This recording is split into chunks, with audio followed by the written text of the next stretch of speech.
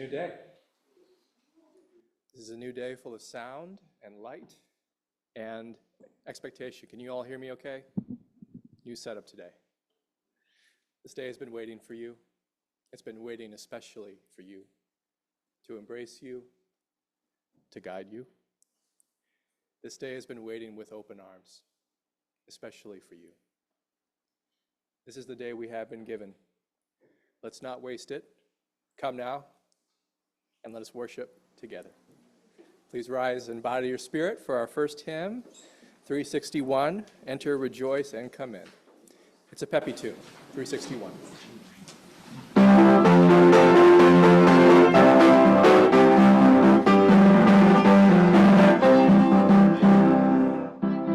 Rejoice and come in.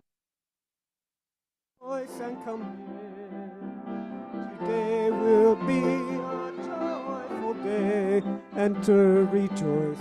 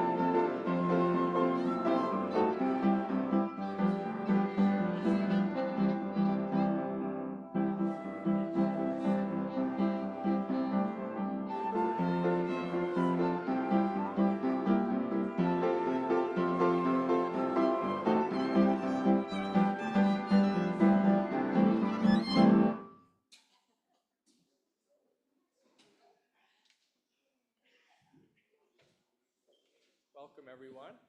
Welcome. Yeah, good to see you all. Yeah, make yourself comfortable. We got some new chairs today. Let's see, we have some wonderful announcements. I was just reading this wonderful program being offered by Lindsay Sinkovich, which looks amazing. So I'm just going to read it. I think it looks amazing. During this free workshop, we will contemplate questions of our era. What does it mean to be a human in a digital age? In an age of anxiety and despair, how can we become the great ancestors our future needs to be? Wow. You basically did the whole sermon for this service, Lindsay. That's just wonderful. So I'm really excited about that. That's happening Tuesdays and Thursdays, 6 p.m. to 7:30 p.m. So please attend this. I think this is going to be... And please register. The link is online. It's in the newsletter. I'd love to see some of your faces in the group. Yeah, so please RSVP, please register. And if you need that information, talk with me. Also, the office can connect you with that upstairs too. Are you going to do it on digital? More than likely not. Yeah, so in person if we can. Yeah. This one. And then next Sunday, a wonderful sermon and service led by Michael Condor, Communication with Creation, which I think will be really good. I've been talking with Michael about this. This is going to be a really good service. I'm actually going to be away next weekend leading service at the Chautauqua Institute in New York, upstate New York. So I'm excited about that. I can tell you all about that when I come back. I'm not going to double up on the sermon and preach it again, but I'm going to be preaching on pilgrimage. That's going to be the theme they've invited me to talk about, pilgrimage. This is Kathleen's last day for about a month. She's going to be off for all of July on vacation. So we have a special graduation service today, but definitely give Kathleen love and hugs. And thank you so much for a year, Kathleen, for everything that you've done. Really appreciate you. And now I'd love to hear from Ellen Satry for our chalice lighting.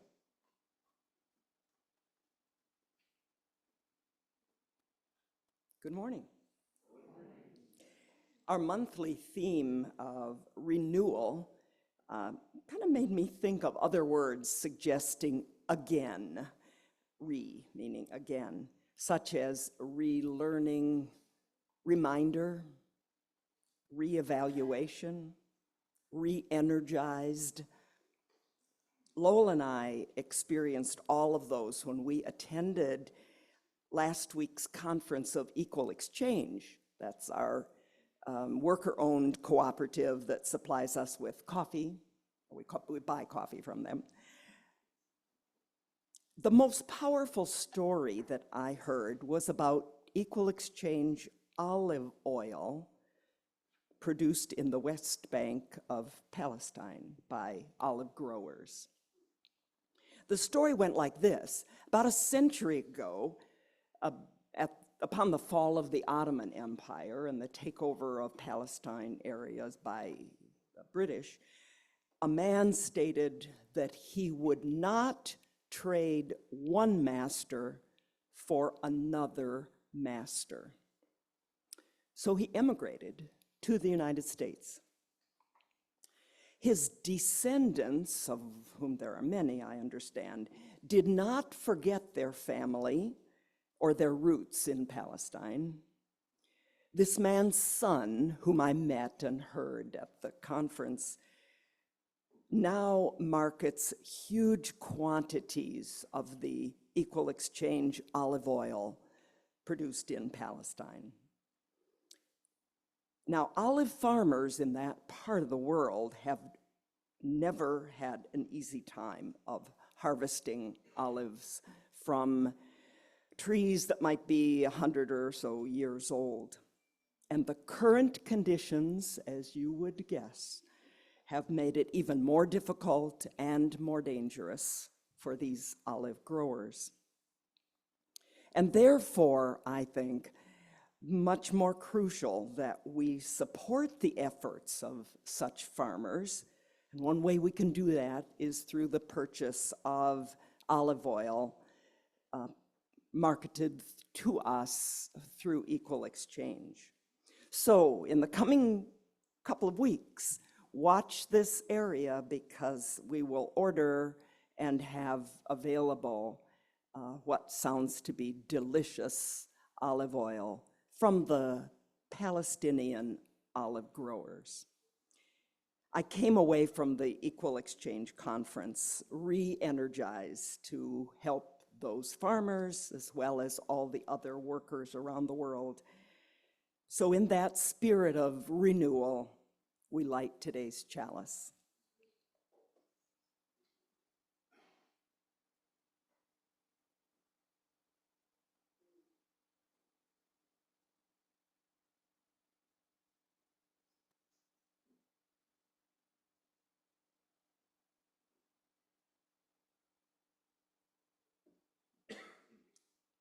And in the spirit of welcome, please greet those near you.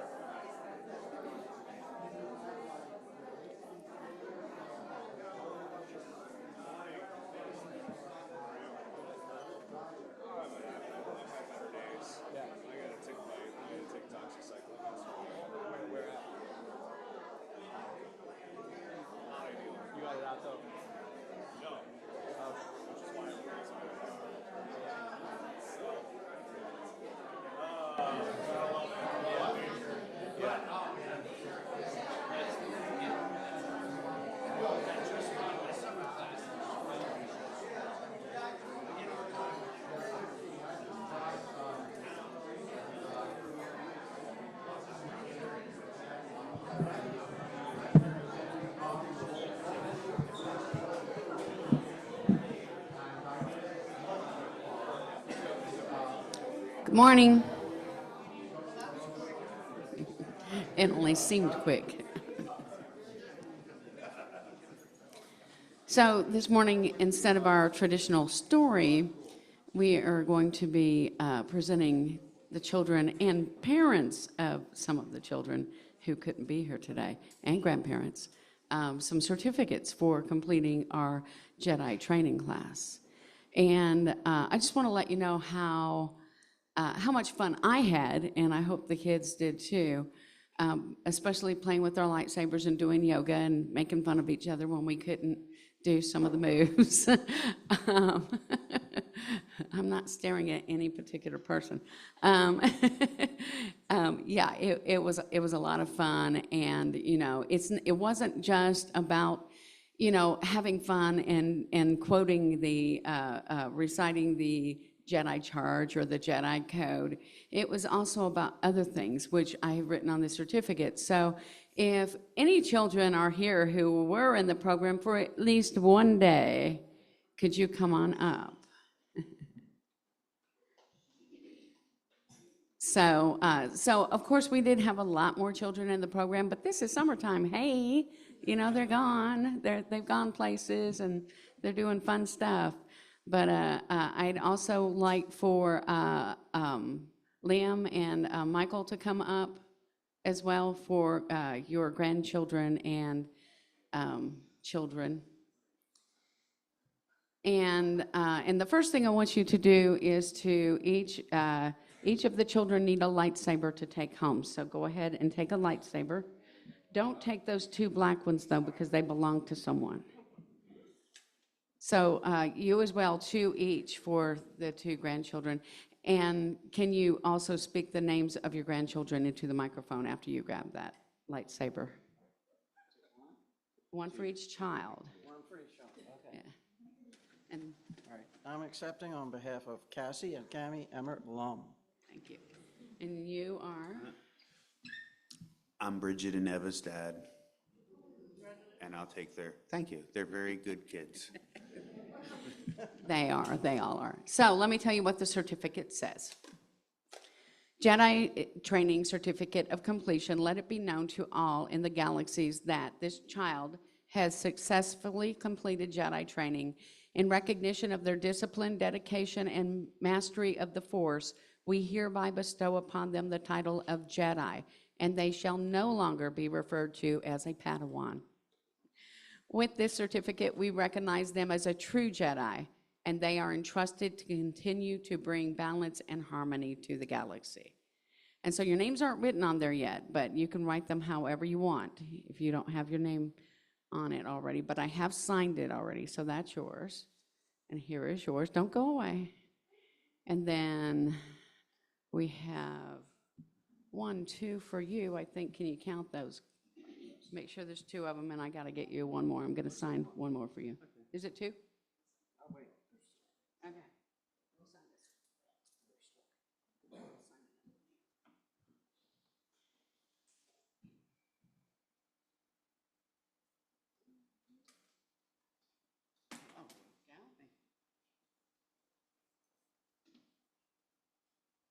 And as mentioned before, Nora, you remember her from last week, she was the one who attended the most classes, and so she's going to be not just presented with the lightsaber and the certificate, but her belt is going to be intertwined with the one that I have, and she's going to have the Jedi Master belt. So that's what she'll be presented with. She's off doing camp stuff right now. And the final thing I want to do is to call Michael Condor up.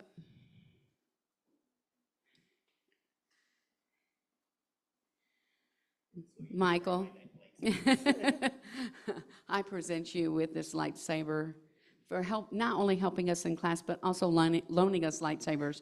Your other 2 can be picked up in my office today, okay? Because it's unlocked at the moment, and it will not be after this afternoon, okay? Thank you so much. And that ends our ceremony. And now we will do the covenant together. That is in your order of service. Okay. Where's the order of service? Give me an order of service. Give me an order of service. Bet you had it memorized. No, I don't. No, my brain just went blank. Uh, Love is the spirit of this church, and service its law. This is our great covenant, to dwell together in peace, to seek the truth in love, and to help one another. See, I just needed that first word. So the kids are going to go, they're going to have a little party. I even have like little party favor bags and stuff for them, so they're going to have a really good time today, even though there's just 2 of them right now. So thank you, and now let's sing our kids out to their class. We're going to go through that door over there, okay? Okay. Go now in peace, go now in peace. May the spirit of love surround you everywhere, everywhere you may go. Go now in peace. Go now in peace. May the spirit of love surround you everywhere, everywhere you may go.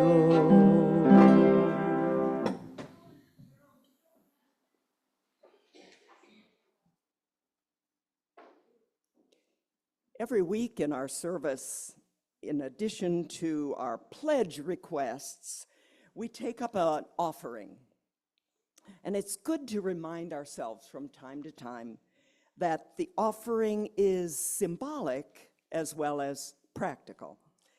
We pass the plate during our worship service to make a community expression of thanks for the blessing of abundance, and also to support our community in a tangible way.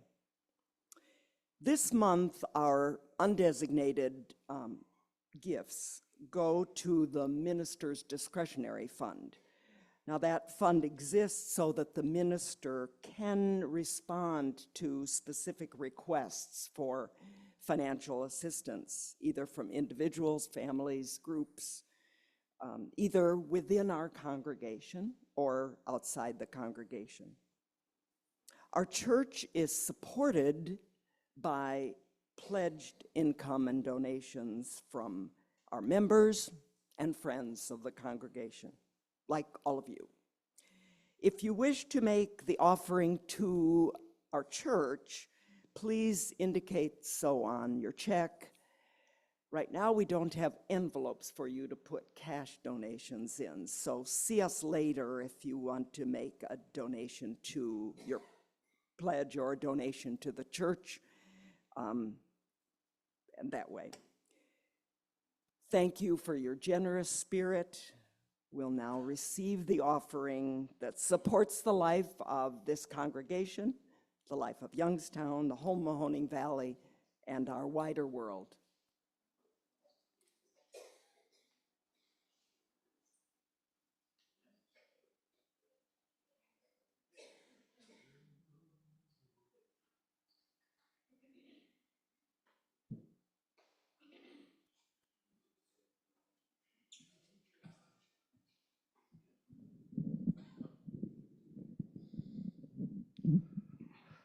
A little introduction.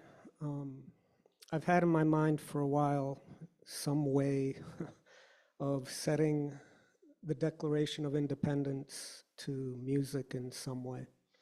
And today I'm going to do at least an a cappella version of what I've been thinking about for a while. So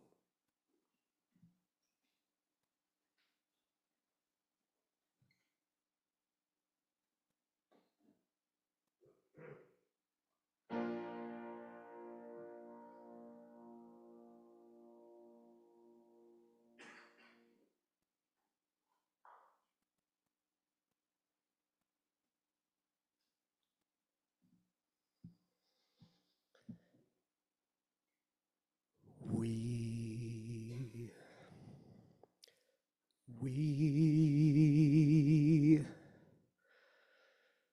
We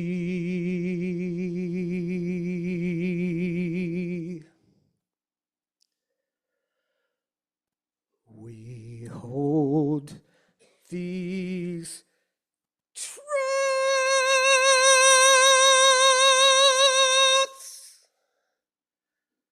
to be self-evident that all are created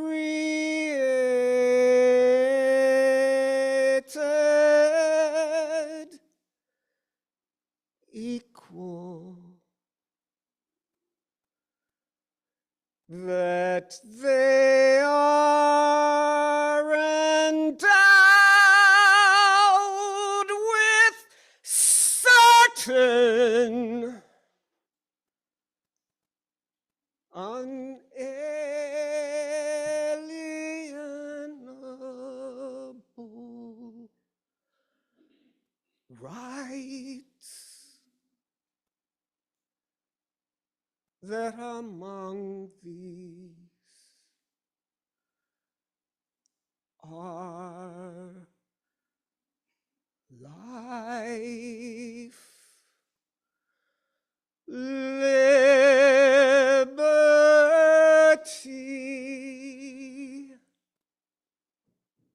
and the pursuit of happiness.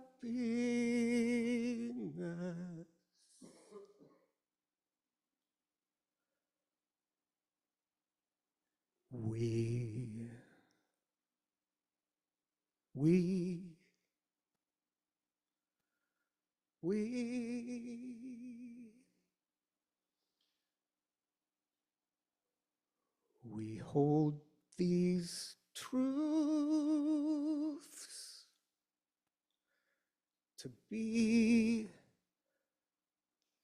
self-evident.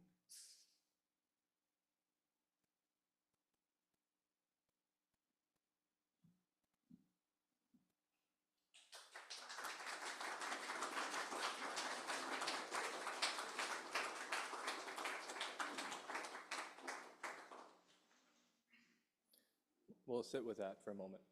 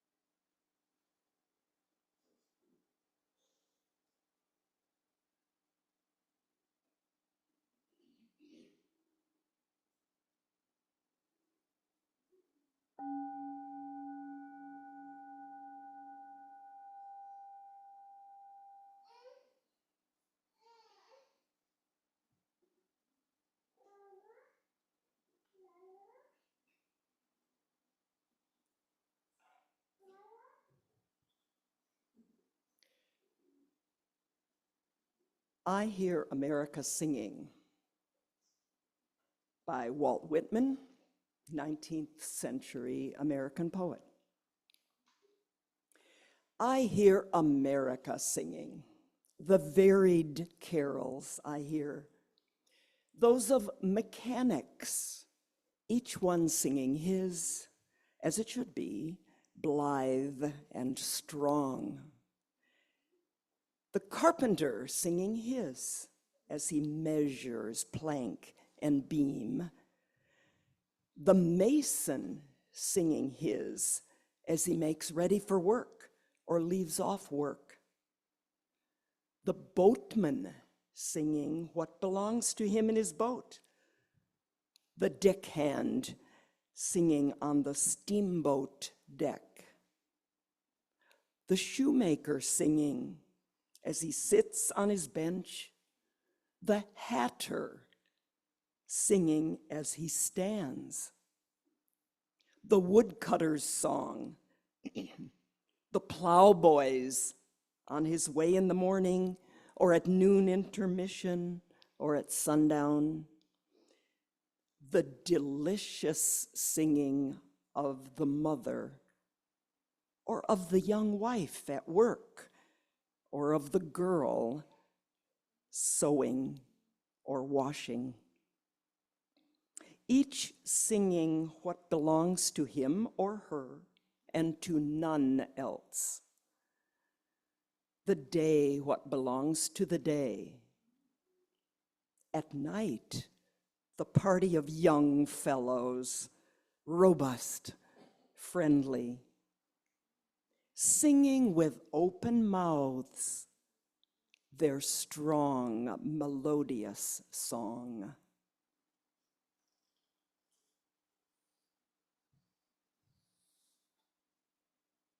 I, Too, by Langston Hughes, a 20th century American poet.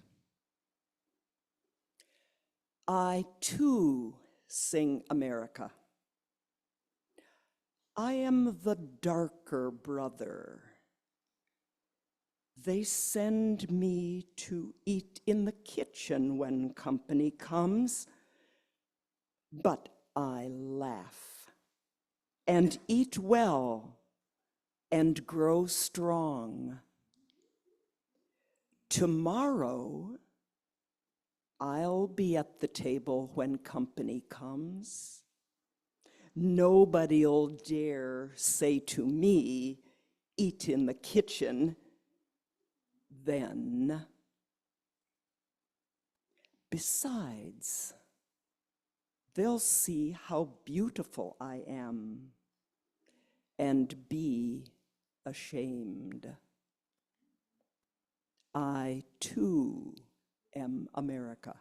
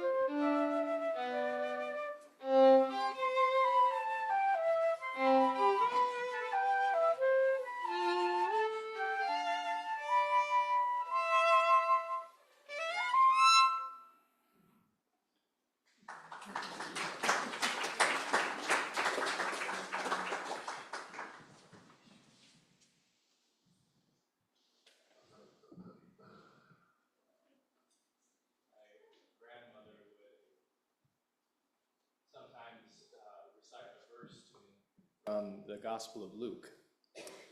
You might have heard it, maybe not. Even if you haven't heard it, I think you'll get the gist.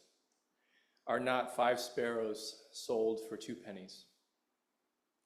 yet not one of them is forgotten by God. Indeed, the very hairs of your head are all numbered. I would stand in front of a mirror and try to count all my hairs. And now I do the same thing, but I count all my gray hairs now. And the point of the verse, as it was told to me, was that there's no part of your life that is not accounted for. Every part of our life counts. Every single part. The parts we lift up and we say are great, the parts we ignore, the parts we think are not so great. They all count. And they all matter. I learned a happy thing accidentally. Every person I've done a memorial service for has turned out to be great. Every single person has turned out to be great. I've often not met the person before. It's just how it's worked out for me. But they would come alive through the stories of their family, their friends, their work colleagues, and every single person,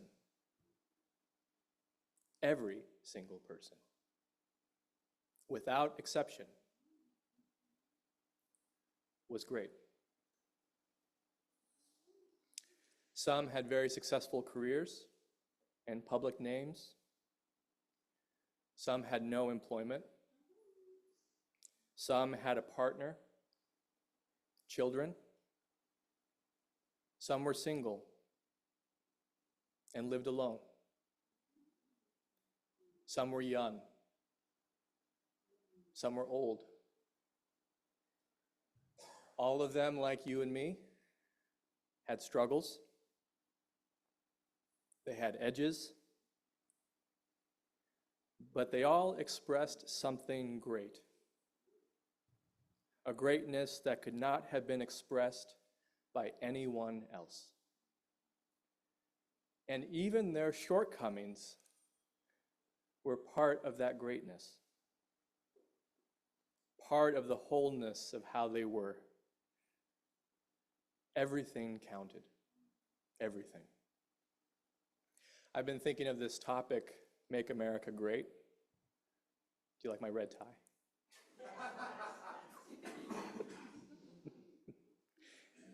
I was waiting for you to catch it. No one did till now. You know, it's brought me back, this topic, to the simple things. You know, on many occasions I come to this church and I see someone mowing our lawn in the sun, the heat of the day, taking care of our lawn. And I think to myself, how great is that? It's nice that someone is taking care of something that not everyone notices, but I notice it. And some of you do too. I was driving home and I saw this scene in the middle of the road. A baby squirrel had been hit by a car and was lying there in the middle of the street.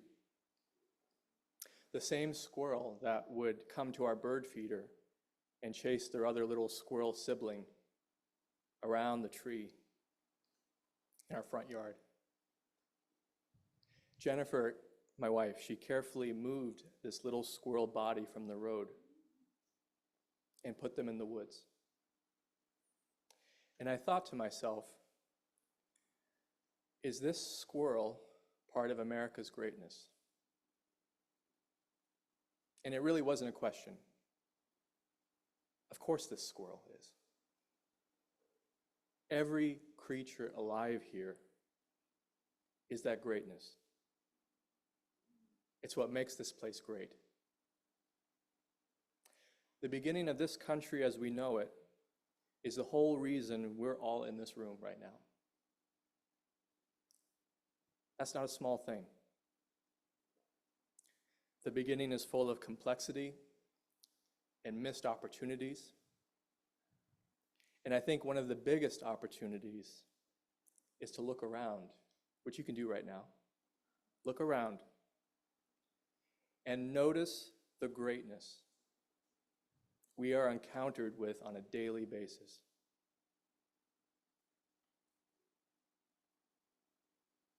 What is it?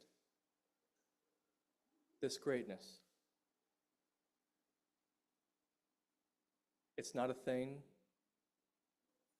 It's not a position. It's not an accomplishment. It's not something that we earn. It's not a special appointment. It's the exact opposite of special. The exact opposite.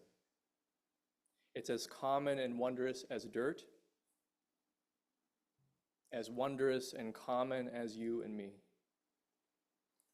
It's the raw clay of our lives, animated by a mystery. And that mystery is not ours. It's shared.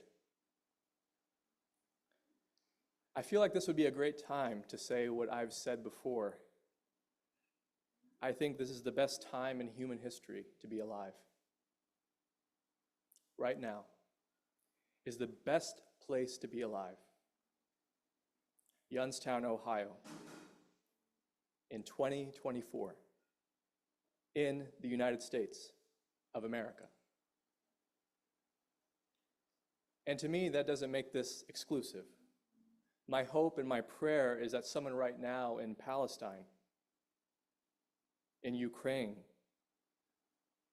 in any place across this world, may be given the opportunity to say the exact same thing.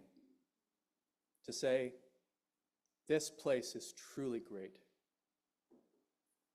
My life counts. Every single part of it. To be great here must be about the concern for greatness elsewhere. Not a great idea, not a great movement, not a great politician, not a great platform, a greatness that is common to all of us. For so long, we've been prideful in trying to see ourselves as an exceptional country. And that, I think, gets many of us thinking that our only goal as a person is to try to somehow be exceptional. But for me, I have to say, I love the exceptional. I love exceptional musical talent, right? I love exceptional food. I love exceptional. But for me, exceptional is not the same thing as greatness. What makes us great is the expression of a life that is unlike any other, but is bound up with everyone. My life couldn't be otherwise. I have been formed and shaped by forces of kindness and perseverance and challenge that have led to this expression. I've found that the kindest people don't know they're kind. It's a natural impulse, like eating or breathing. They don't act because it's kind. They act because it's the next thing to do. That, to me, is greatness. And I have to say, I don't think it's bragging. I don't think it's being prideful. I think we are full of greatness in this church. We are. We're full of greatness in this city. And yes, in this country. And greatness is not always obvious. It's not always in the places we think to look. My father never voted. Never. during his 44 years of life. He never voted. Never. But he treated people with a common decency and respect, whether they were considered important or not. A common decency and respect. To me, that's democracy.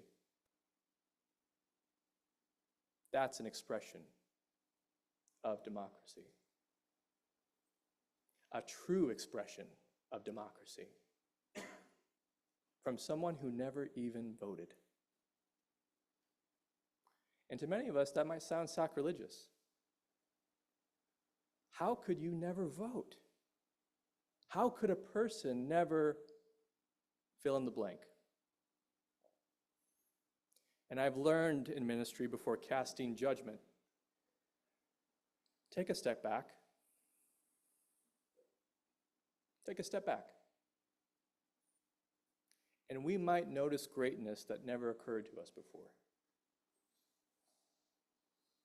Someone who on the surface seems prickly and like they don't like anyone, who goes around and feeds the neighborhood cats and takes them to the vet when they get sick or when they have an infection. The person who could never hold down a job for long, but was there as a friend when you needed them. The successful business owner who took the time after a long day always to read to her kids at night. The person who is shy and who doesn't talk much, who communicates through their actions a clarity and simplicity that fills a room with ease. The person with a temper who channels that passion into advocating for those who cannot advocate for themselves. I could go on. I think it's a mistake to look for greatness somewhere else, or like it comes from the sky or from the depths of the earth. And in the search, we've missed it. The true greatness. The greatness that is not found in the sky, but is the sky. The greatness that is not found in the depths of the earth, but is the earth. The whole thing. The greatness that is not found in your life, but is your life. Our life. And here at this church, someone said to me, you know what you do? You guys are probably curious. You know what we do? We open a window. We crack a door for that greatness to flow out into the world. And the person we meet and the person we are, we convey a message. I too am America. Yes. Hot-headed, late, irresponsible, full of heart and desire. Yes, I too am America. Yes, sad, dejected, grief-stricken, in pain. I too am America. Yes, hopeful, persevering, trying my best. I too am America. Could this be a moment of greatness? Is this a great life?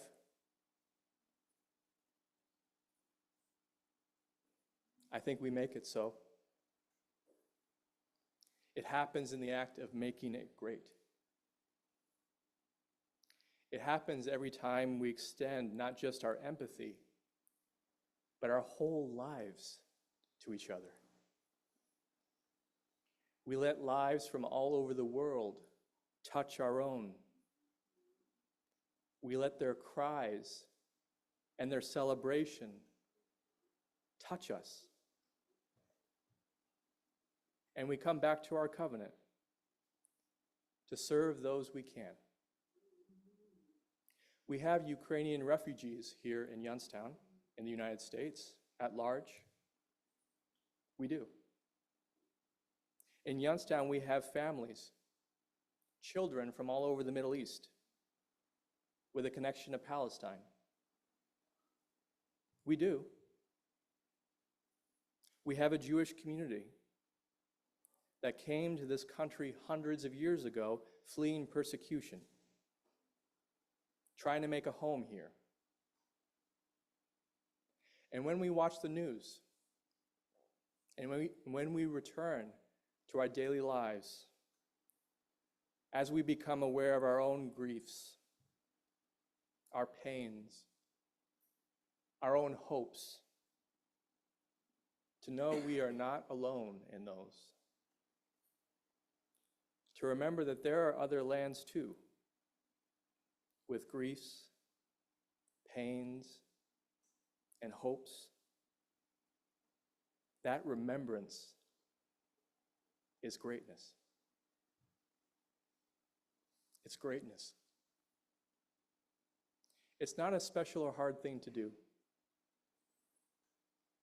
It will not take any more hours out of our day to look around this room, which you can do again if you want. It's up to you. To look around this room and wonder how someone is great. How someone is great.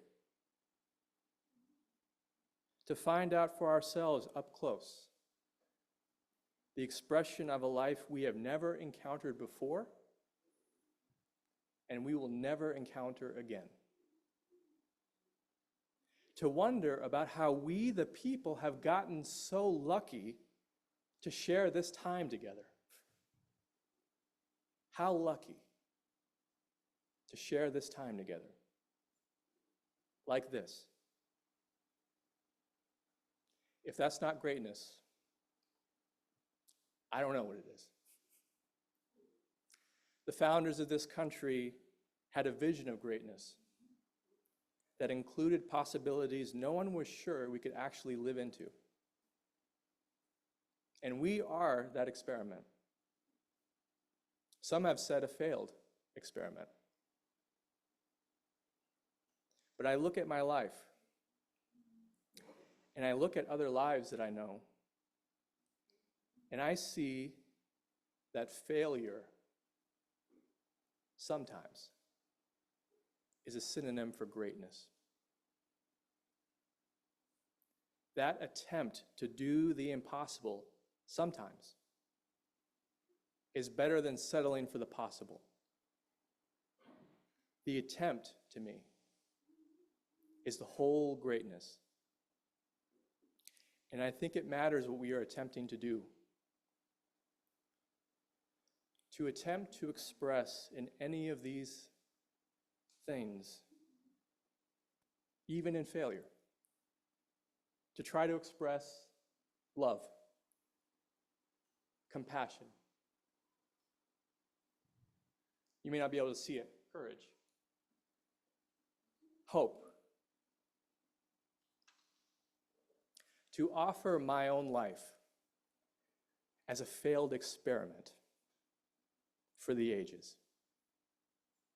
And to understand that is the greatest compassion. And you know why? Because in a failed life, we can actually find a common life. Are you with me on that?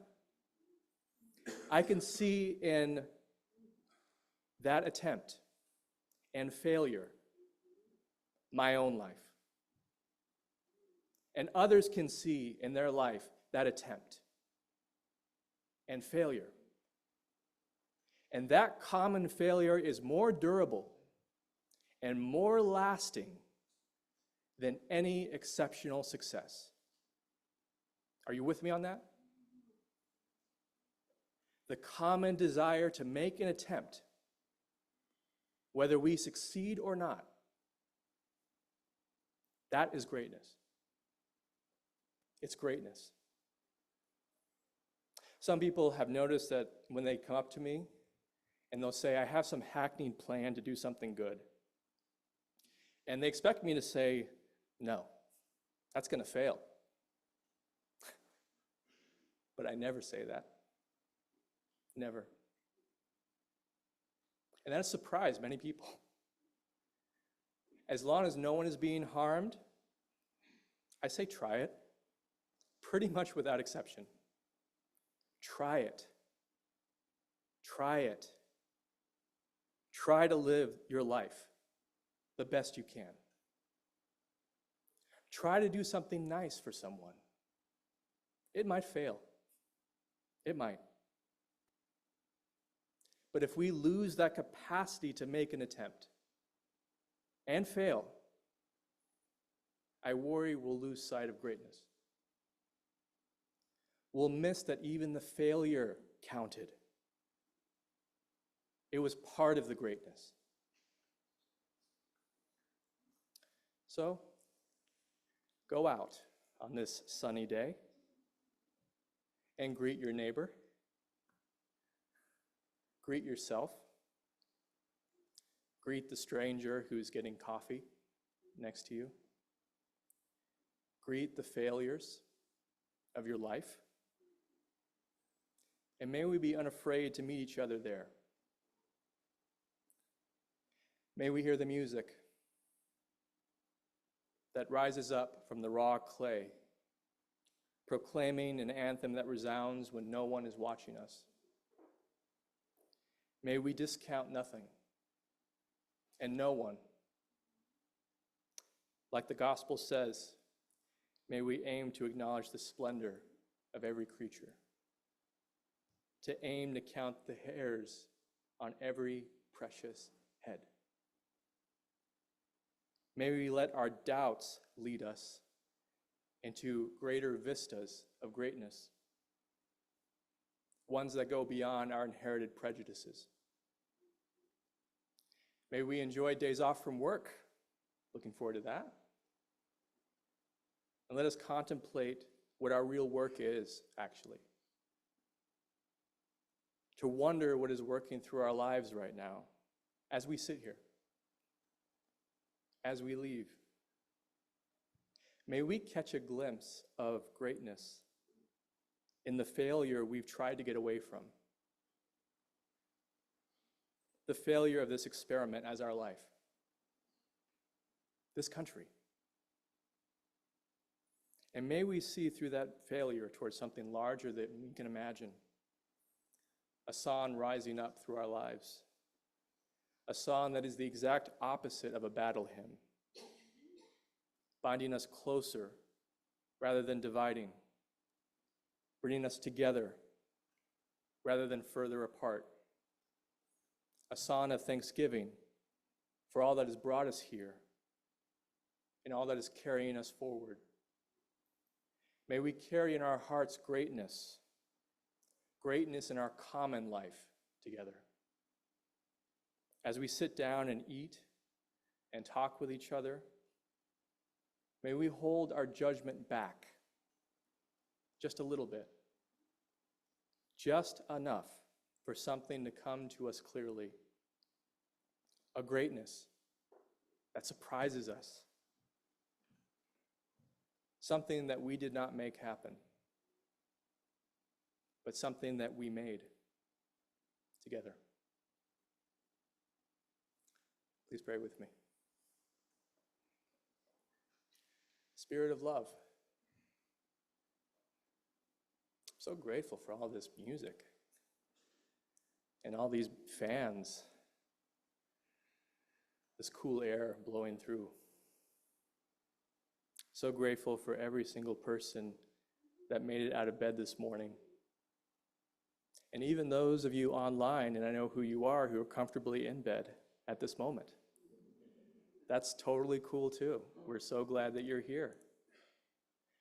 Thank you so much for this upcoming weekend and for this day that we've been given, a precious day of our life.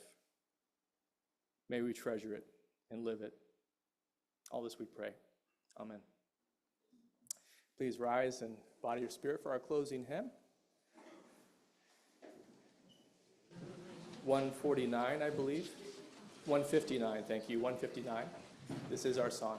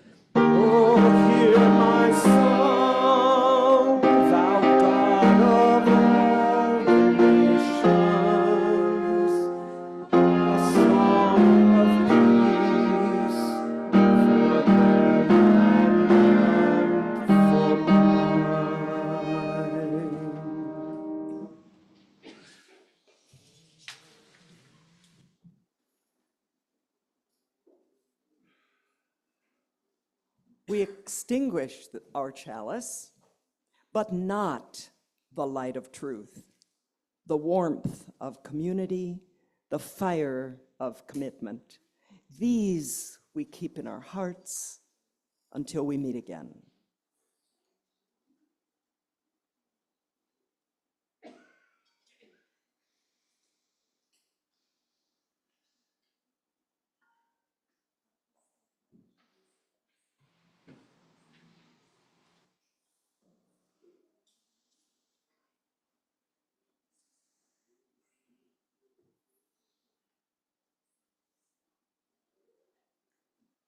As you depart, please remember the one great fact.